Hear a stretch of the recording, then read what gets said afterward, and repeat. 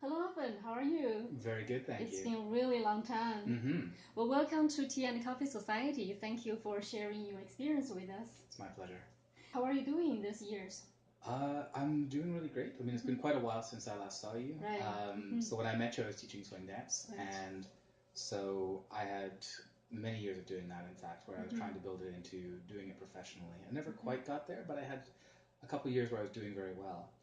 I started building my collegiate shag troupe, which is collegiate shag is another dance. Lindy Hop's the main one. I remember I went to some of your classes. It's fantastic, amazing. Thank you. Yeah, your dancing skill, your dancing techniques, and your teaching, skills, and the way you interact with the students make us, very, very alive team. I really enjoying that.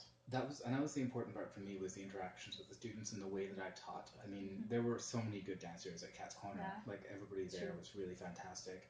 But I took the way we taught to heart. I spent a lot of time trying to understand how I could get the message across and make sure I had strategies and ways. And teaching has always really inspired me. So that's been... I was lucky enough to start my own dance troupe for a while and work in those directions. So that fantastic. was a lot of fun. That's a lot of fun.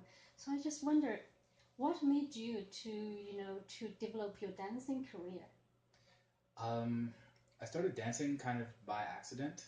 By accident? I went to Cat's Corner on a date with a girl who I... How romantic. My second date with this girl. How did you start your study in McGill for the occupational therapy? So you just applied and started research? So the way I got in, I talked to the friend I was telling you about, who was a teacher at Cat's, and she pointed me in the direction of a professor at McGill, who I went and had a one-on-one interview with to ask her about the profession, to find out what it was about. She had a lot to tell me. Her name was Hiba, and she's in occupational therapy, but also in mental health specifically. And so it's perfect, Yeah, exactly. So she was for. exactly who I wanted to talk to.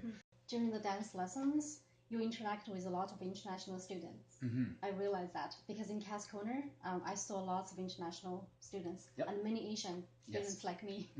So can you share us a little bit about what's your impression or interaction or any interesting stories with the international students? And that's a lot. It's just hard to generalize because I think everybody comes in with their own personality. Right. What I love about international students is that they tend not to rush to judgment, and I think it's because they come from one culture to another culture, one environment to another, so they don't make assumptions about people. That's and I think that's great. Okay, very open, very open, and just that little extra bit of patience in terms of their expectations of people, in terms of what they're going to assume about you, but also how they're going to hear what you have to say. So that open-mindedness and that willingness to listen, I think that's a requirement if you're going to travel far from home. And I find that almost every international student, or even just people from other cultures, even if they've been a generation or two in Canada, there's still a trace of that sort of open-mindedness and that kindness. So it's like a very human quality that is sometimes I'm glad missing. to hear that. That's amazing. Perhaps that's not the comment I could hear from everyone, but I'm very happy to hear that you have that impression of the students being very open-minded.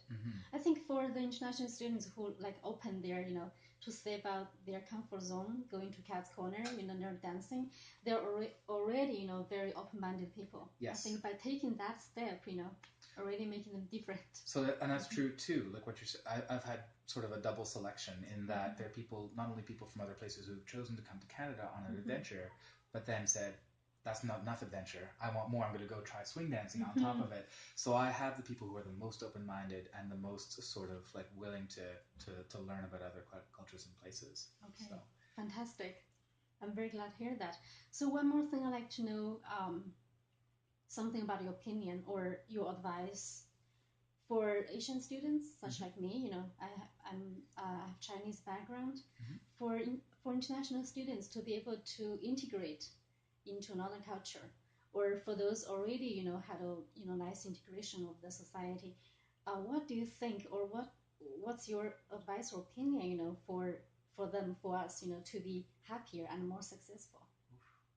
That is a big question. How am I going to make you happier? No, you are not going to make them happier.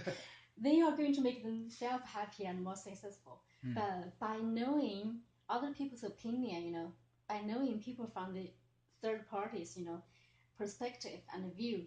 So they might, like me, if I take some other people's opinion from outside of my zone like you, then I might have some, more understanding about myself, For So sure. I might take different approach, to different things.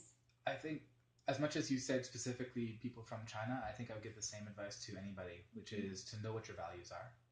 Know what's really important to you, because sooner or later you need to make choices and trade-offs, and knowing what's important to you, whether it's family, whether it's honesty, whether it's being right or being wise, like everybody has a different idea in their mind of what they want.